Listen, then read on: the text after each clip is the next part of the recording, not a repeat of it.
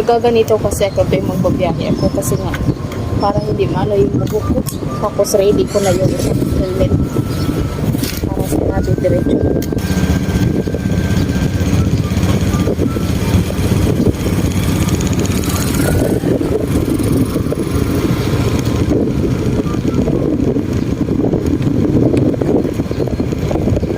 Let's go po.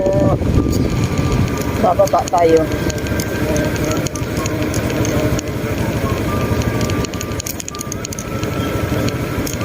Medyo high ramp kasi